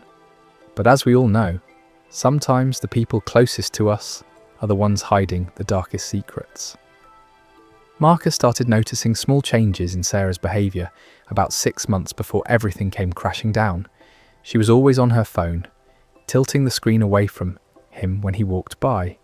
She started going to the gym more often, which seemed great at first, because they'd both talked about getting healthier together, but she always went alone, and at odd times like 10 at night or super early in the morning before work. Marcus tried to push these thoughts out of his head because he didn't want to be that guy, the paranoid husband who accuses his wife of cheating without any real evidence. So he did what he thought was the mature thing and just asked her directly if everything was okay, if there was something going on that he should know about. Sarah looked him right in the eyes and told him he was being ridiculous, that she loved him more than anything, that the phone thing was just her getting into some online fitness communities for motivation, and the weird gym hours were because the gym was less crowded at those times and she could actually use the equipment she wanted without waiting. It all made sense, or at least Marcus wanted it to make sense, so he dropped it and tried to focus on being a better husband, planning date nights, being more attentive, doing all the things the relationship advice blogs tell you to do.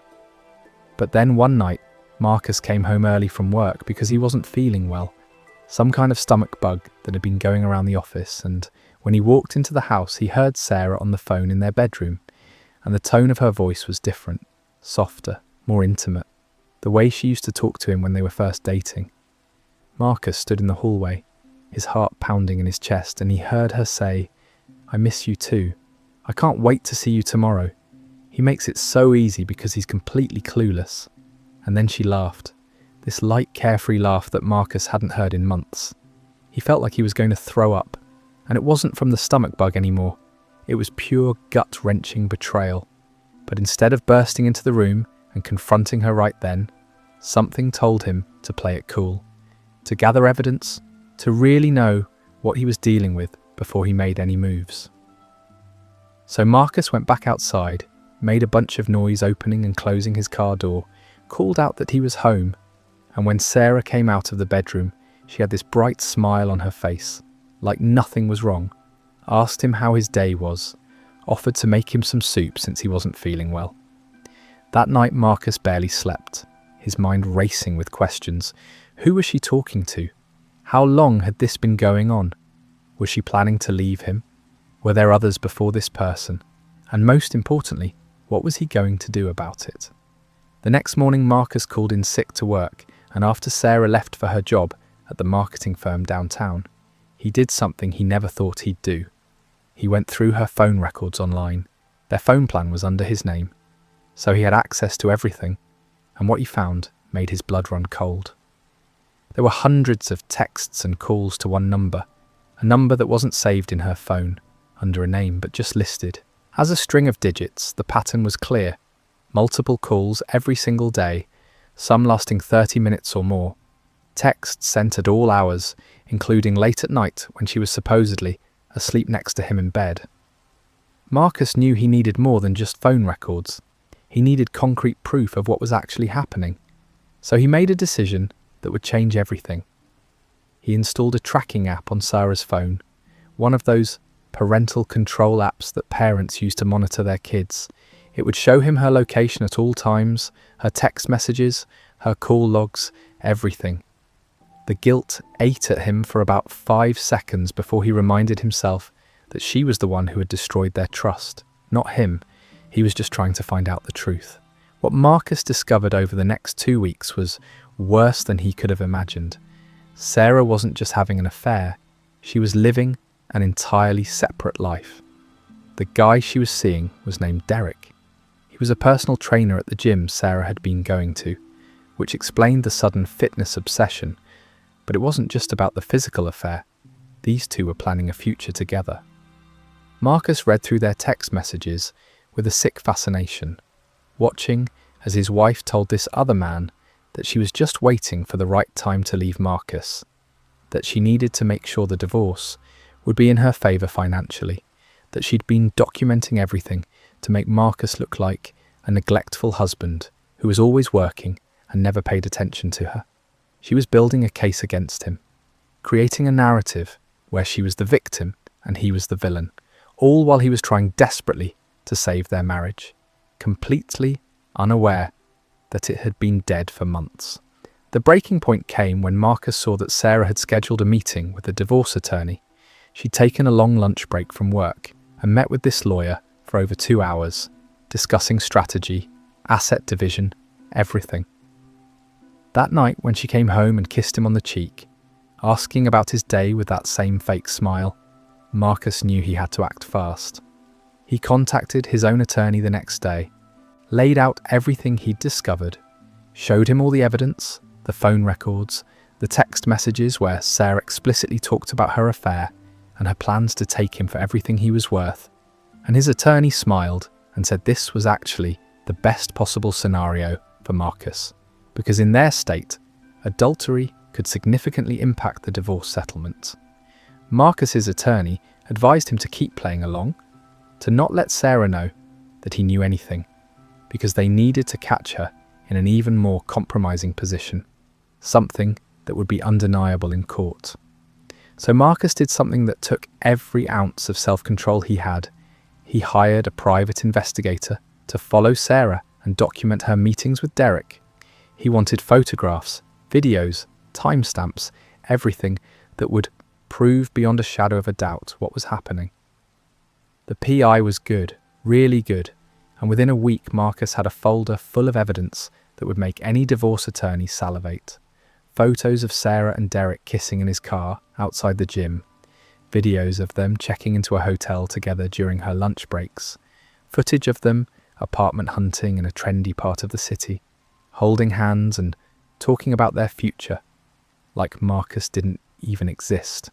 Armed with all this evidence, Marcus's attorney filed for divorce first, before Sarah had a chance to execute her plan.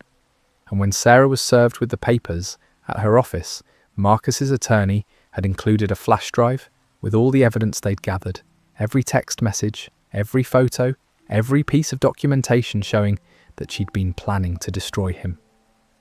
Sarah came home that night, absolutely livid, screaming at Marcus about invasion of privacy, about how he was a psycho for tracking her phone and hiring a PI, but Marcus just sat there calmly and said, "You were planning to do the exact same thing to me, except I was actually innocent, and you're the one who broke our marriage vows, so don't talk to me about ethics or privacy." The divorce proceedings were brutal but swift. Sarah tried to fight it at first, claiming the evidence was obtained illegally, but Marcus's attorney had made sure everything was done by the book. And when it came down to it, Sarah's own text messages, where she explicitly discussed her affair and her plans to manipulate the divorce, were what sealed her fate. Marcus ended up keeping the house, most of their savings, and he didn't have to pay a cent in alimony. Because of the adultery clause, Sarah walked away with basically nothing except her personal belongings and the shame of everyone in their social circle knowing exactly what she'd done. But here's where the story gets really interesting.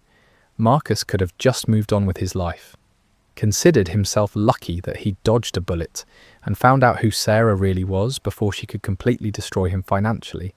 But Marcus wasn't satisfied with just winning the divorce. He wanted Sarah to truly understand what she'd lost and what her betrayal had cost her. See, Sarah's job at the marketing firm was actually at a company that Marcus's best friend from college partially owned. It was a small world, and when Marcus's friend heard about what Sarah had done, about how she'd cheated and tried to set Marcus up to lose everything in the divorce, his friend was disgusted. Now Marcus didn't ask his friend to do anything. He didn't have to, but his friend started paying closer attention to Sarah's work performance. And what he found was that Sarah had been using company time and resources to conduct her affair, sending personal emails from her work computer, taking extended lunch breaks that she wasn't logging properly, even using the company credit card for a few dinners with Derek that she'd claimed were client meetings. Within a month of the divorce being finalised, Sarah was fired for misuse of company resources, and because of the nature of her termination, she wasn't eligible for unemployment benefits. Suddenly Sarah went from planning her perfect new life with Derek to being unemployed, nearly broke because of the divorce settlement, and living in a tiny studio apartment that was all she could afford. But wait, it gets better, remember Derek? The personal trainer who was supposed to be her knight in shining armour? Well, once Derek realised that Sarah wasn't going to be the meal ticket he thought she was, that she wasn't getting a big divorce settlement and actually had lost almost everything, his interest cooled real quick. Turns out Derek had a type, and that type was women with money who could help support his dream of opening his own gym. Sarah without money wasn't nearly as attractive to him, and within 2 months of Sarah's divorce being finalised, Derek had moved on to another client at the gym, a recently divorced woman in her 40s who'd gotten a massive settlement from her ex-husband. Sarah tried to win Derek back, showed up at the gym, caused a scene, which resulted in her being banned from the property and Derek blocking her number. So in the span of about 6 months, Sarah had gone from having a husband who loved her, a nice home, financial security, and a promising career, to being single, broke, unemployed, and completely alone, all because she'd gotten greedy and thought she could have her cake and eat it too. Marcus, on the other hand, threw himself into his work and his hobbies. He started going to therapy to process everything that had happened. He reconnected with old friends he'd lost touch with during his marriage. He took up rock climbing and joined a photography club. Basically, he did all the things that Sarah had claimed he never made time for, and in doing so, he discovered that he was actually happier without her than he'd ever been with her in those final years. About a year after the divorce, Marcus met someone new, a woman named Jennifer who worked as a veterinarian and had her own story of getting out of a toxic relationship. They bonded over their shared experiences and their determination to never let someone treat them that way again, and what started as friendship slowly developed into something more. Jennifer was everything Sarah wasn't: honest, supportive, independent. She had her own life and her own goals, and she wasn't looking for someone to complete her or take care of her. She just wanted a partner to share adventures with, and Marcus was more than happy to be that person. Meanwhile, Sarah's life continued to spiral. She eventually found another job, but it was in a much lower position than she'd had before. She was basically starting over in her career at 35 years old. She tried dating but found that most men her age were either already in relationships or were looking for women who had their lives together, not someone who was still recovering from blowing up their own life. Sarah eventually reached out to Marcus through a mutual friend, asking if they could meet for coffee to talk. She wanted closure, she said, wanted to apologize for everything that had happened, and after talking it over with Jennifer and his therapist, Marcus agreed to meet with her. Not because he wanted her back, or even particularly cared about her apology, but because he felt like it might help him fully close that chapter of his life. When they met, Sarah looked different, older somehow, like the stress of the past year and a half had aged her 5 years. She apologized profusely, said she didn't know what she'd been thinking, that she'd thrown away the best thing that ever happened to her for some fantasy that was never real. She admitted that she'd been selfish and cruel, and that she understood if Marcus hated her. Marcus listened to everything she had to say, and when she was done, he told her that he didn't hate her, that he actually felt sorry for her because she'd destroyed her own life. And there was nothing he needed to forgive her for, because her actions had actually freed him from a relationship that clearly wasn't as good as he'd thought it was. He told her that he hoped she found happiness someday, but that he'd moved on and she needed to do the same. And then he stood up, shook her hand like she was a business acquaintance, and walked out of that coffee shop feeling lighter than he had in years. Sarah tried to friend him on social media a few months later. Marcus assumed she'd seen pictures of him and Jennifer looking happy together, travelling, hiking, just living life, and she wanted back into his orbit somehow. But Marcus didn't accept the request. He didn't block her either. He just left it sitting there unanswered because she wasn't important enough to him anymore to warrant even that small action. The last Marcus heard through the mutual friend grapevine, Sarah had moved back in with her parents. In another state, she'd given up on her career in their city and was trying to start fresh somewhere else. Derek had indeed opened his own gym with money from his new girlfriend and was doing well for himself, completely unbothered by the chaos he'd helped create in Sarah's life. And Marcus proposed to Jennifer on a hiking trip in the mountains.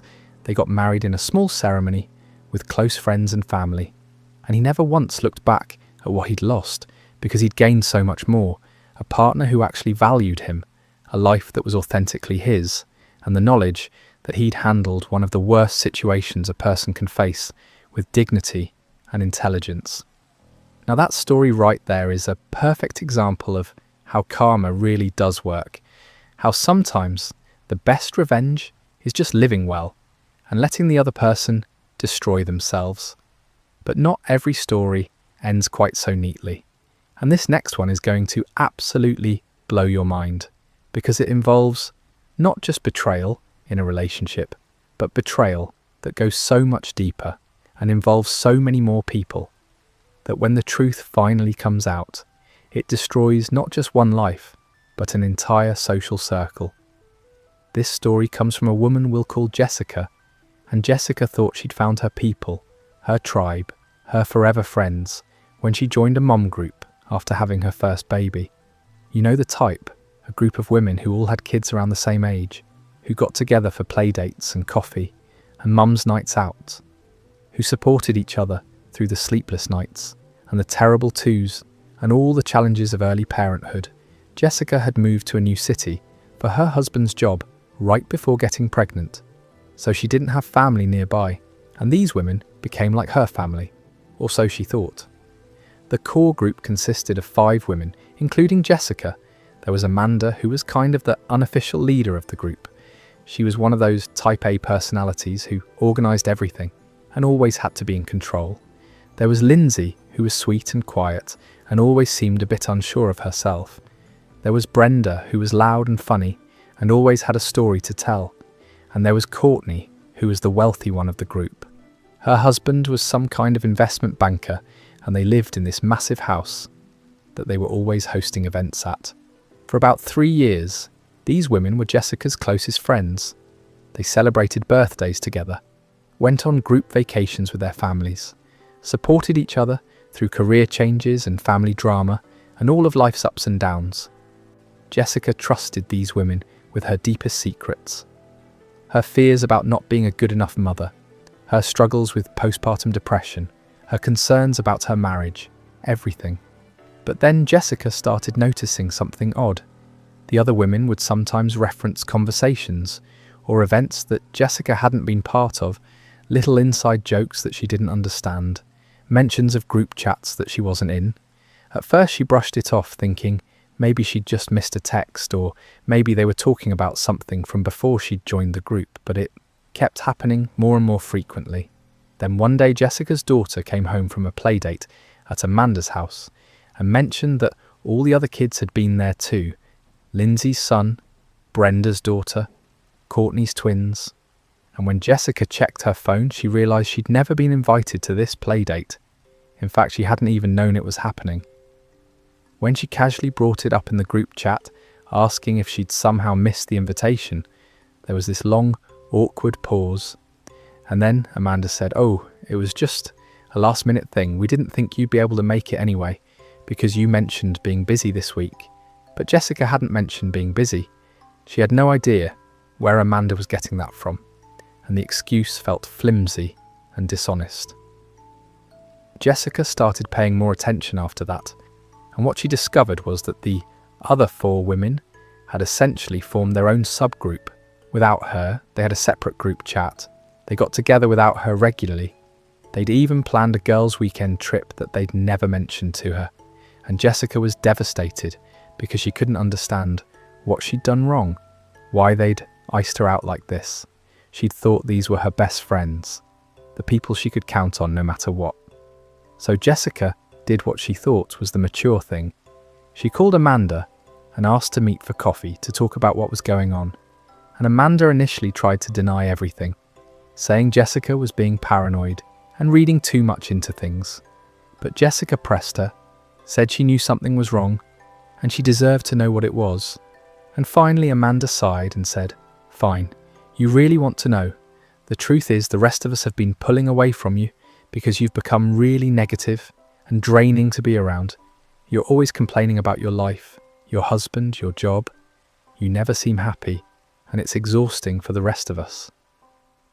Jessica was stunned. Yes, she'd been going through a rough patch. Her marriage was struggling, and she'd been open with her friends about that, because she thought that's what friends were for, to support you during the hard times. And yes, she'd complained about her job, because she was working part-time in a position that was beneath her qualifications just to have some income, while still being able to be home with her daughter most of the time. But she'd also celebrated the other women's successes, shown up for them when they needed her, been what she thought was a good friend. Amanda continued, saying that the other women had talked about it, and they'd all agreed that Jessica was bringing down the energy of the group, that they needed to create some distance for their own mental health, and while they weren't kicking her out of the group entirely, they'd decided to have more selective gatherings that didn't always include everyone, and Jessica just happened to be the one being left out most of the time.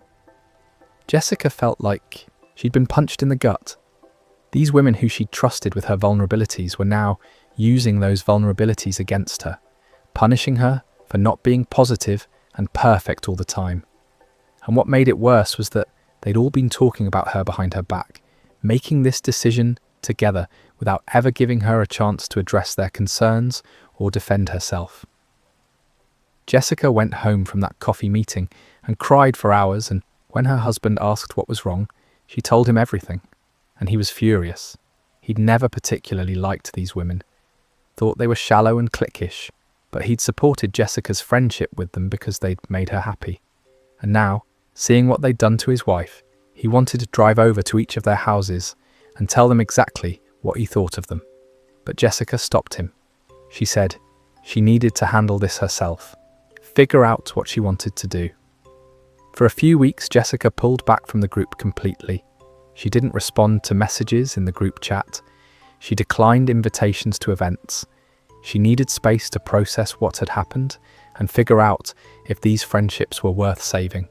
And during that time, she started reconnecting with some old friends from college and from her previous city, people who'd actually been there for her through thick and thin.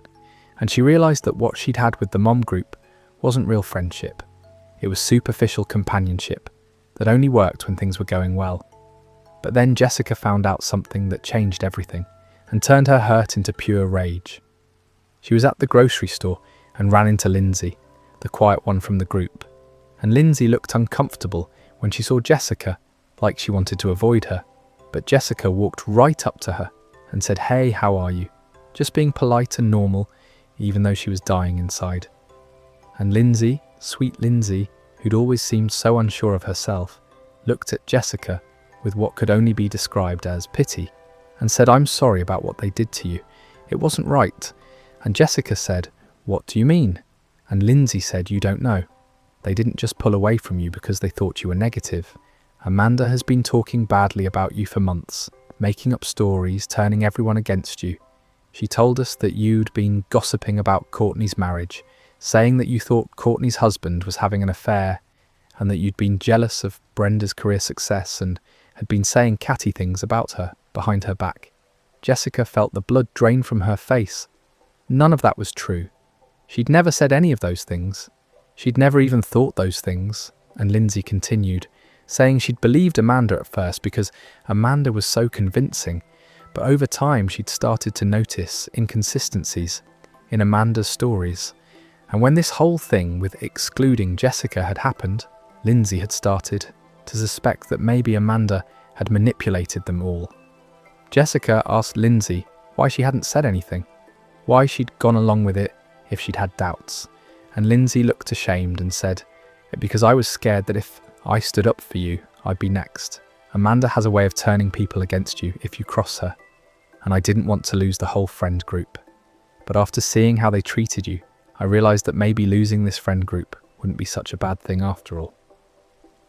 Jessica thanked Lindsay for finally telling her the truth, and then she went home and did something that would expose Amanda for exactly who she was.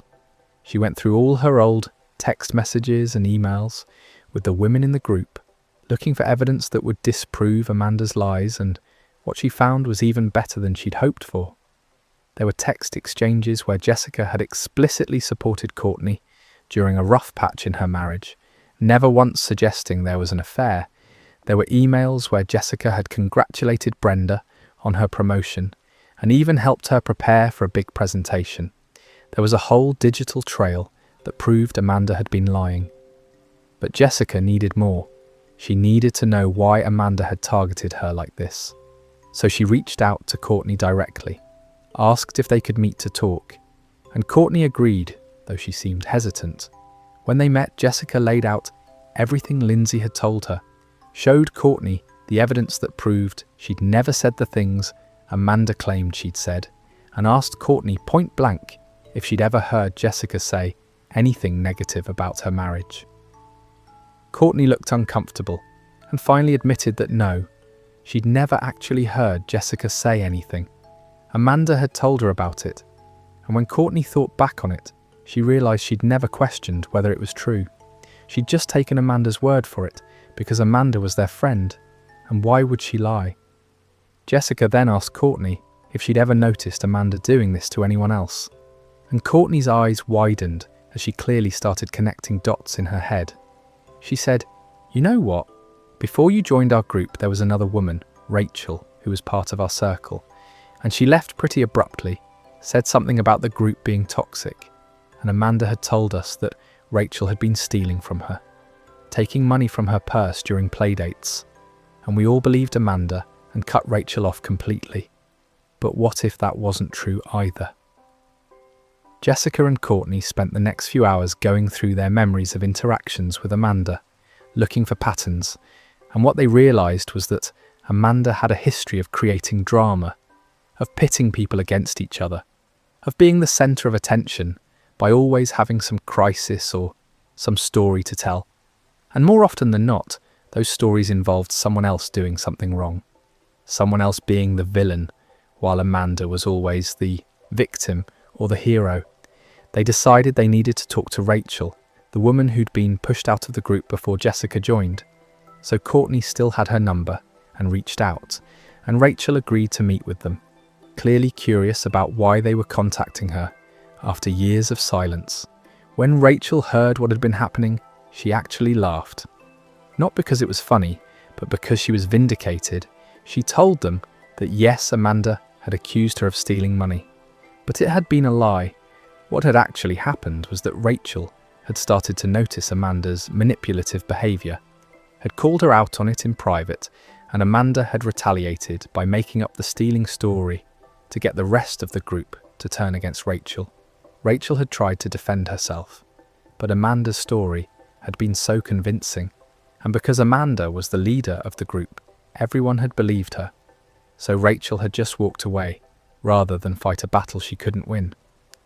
Armed with this information, Jessica, Courtney and Rachel decided they needed to confront Amanda directly, but they wanted to do it in a way that would expose her to everyone, not just handle it privately where she could manipulate her way out of it.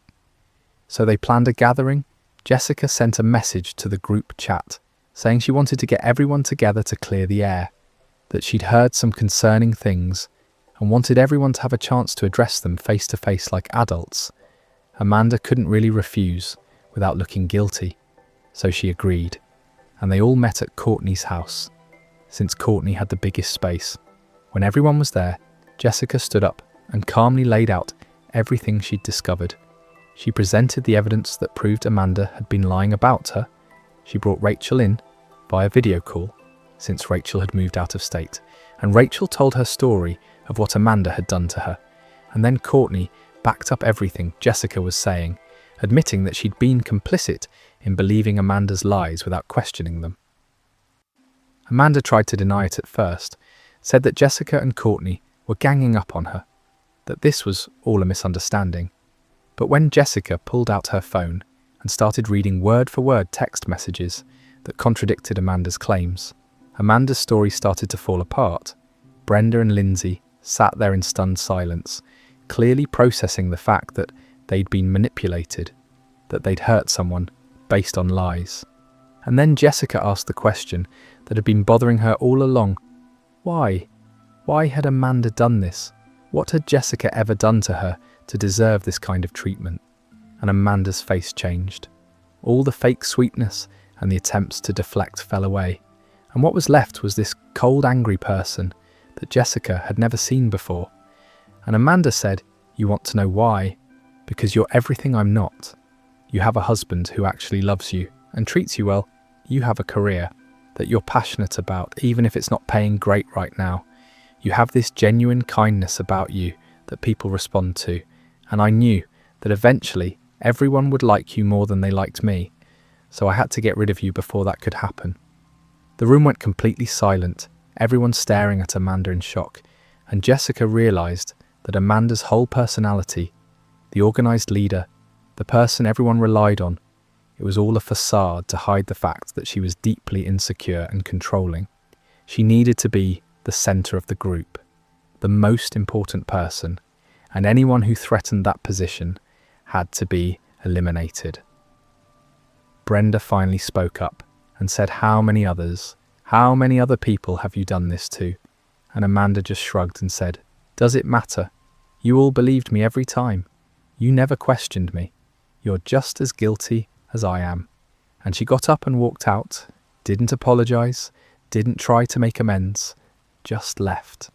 The remaining women sat there processing what had just happened, and Lindsay started crying, saying she felt terrible for believing Amanda, for not standing up for Jessica, and Brenda was angry at Amanda, but also angry at herself for being so gullible, and Courtney just looked exhausted, like the weight of maintaining this friend group had finally become too much. Jessica told them that she appreciated them hearing her out, but she didn't know if she could continue being part of this group. The trust had been broken not just by Amanda, but by all of them for so quickly believing the worst about her without giving her a chance to defend herself. and she needed time to figure out what she wanted. In the weeks that followed, the mum group essentially dissolved. Brenda and Lindsay apologised to Jessica multiple times, sent flowers, wrote long heartfelt emails about how sorry they were and how they wanted to make things right. But Jessica kept them at arm's length. She was willing to be cordial when they ran into each other at school events or around town, but the close friendship they'd had was over. Courtney actually became a genuine friend to Jessica. They started meeting for coffee regularly and developed a real one-on-one friendship that was separate from the group dynamic. And Rachel moved back to the area, and she and Jessica became close as well, bonded by their shared experience of being targeted by Amanda. Amanda, on the other hand, tried to start a new mum group with women who didn't know her history, but word had spread in their community about what she'd done. Small towns talk, and even though they lived in a decent-sized city, the mum community was tight-knit. And eventually, her reputation caught up with her. Jessica heard through the grapevine that Amanda's husband had left her. Apparently, he'd finally seen through her manipulations as well, and she'd moved to another state to start fresh where people didn't know her. Jessica's takeaway from the whole experience was that real friendship isn't about always being positive or perfect. It's about being authentic and supporting each other through good times and bad. And any friend who can't handle you at your worst doesn't deserve you at your best. She also learned to trust her instincts. When something feels off in a relationship, whether romantic or platonic, it probably is. And it's worth investigating rather than just brushing aside your concerns. The story spread on Reddit and went viral, with thousands of people commenting about similar experiences they'd had with toxic friends, with manipulative people who'd infiltrated their social circles and caused damage. And many people thanked Jessica for sharing her story because it helped them recognize patterns in their own lives and gave them the courage to cut ties with people who were hurting them. Some people criticized Jessica for not seeing the red flags sooner, but most people understood that when you're in the middle of a situation, especially when it involves people you trust, it's incredibly difficult to see what's really happening. Manipulation works because the manipulator is good at it, not because the victim is stupid. Jessica updated her post about a year later, saying that her life was better than ever. Her marriage had actually gotten stronger because the stress of the toxic friend group had been removed. She'd found a new job that she loved and that paid well. She'd built genuine friendships with women who supported her unconditionally. And most importantly, she'd learned to value herself enough to walk away from situations and people that didn't serve her. She also mentioned that she'd heard Amanda had tried to friend her on social media multiple times from different accounts, but Jessica blocked her every time. Some people don't deserve a second chance, especially when they've shown you exactly who they are and have never taken accountability for their actions. Now, if you think that story was intense, wait until you hear this next one, because this involves a level of deception and long-term planning that is honestly sociopathic. This story comes from a guy we'll call Tom, and Tom had been best friends with a guy named Jason since they were kids. They grew up next door to each other, went to the same schools, were in each other's weddings. Their families were close. They were basically brothers. Tom trusted Jason with his life, which made what happened next so much more devastating. Tom had been with his girlfriend Emma for about 4 years. They'd met in college and had been together ever since. Everyone said they were the perfect couple. They had the same sense of humour, the same goals in life. They just fit together in a way that seemed effortless. Tom was planning to propose, had already bought the ring, was just waiting for the right moment. He'd even talked to Jason about it, asked him to be his best man. And Jason had been enthusiastic and supportive, or so Tom thought. But then things started to get weird. Emma became distant, less affectionate. She was always tired when Tom suggested going out or spending time together. She started picking fights over little things, criticising Tom for habits that had never bothered her before. And Tom couldn't figure out what had changed. He tried talking to her about it, but she just said she was stressed with work and needed space. So Tom gave her space, hoping that whatever she was going through would pass, and they'd get back to normal. Meanwhile, Jason started acting strange too. He was less available to hang out, always had excuses for why he couldn't meet up. And when they did get together, he seemed distracted, always checking his phone, not really engaged in their conversations. Tom thought maybe Jason was going through something with his own girlfriend, a woman named Riley, who he'd been dating for about 2 years. So Tom didn't push it, figured Jason would talk to him when he was ready. Then one night Tom decided to surprise Emma at her apartment.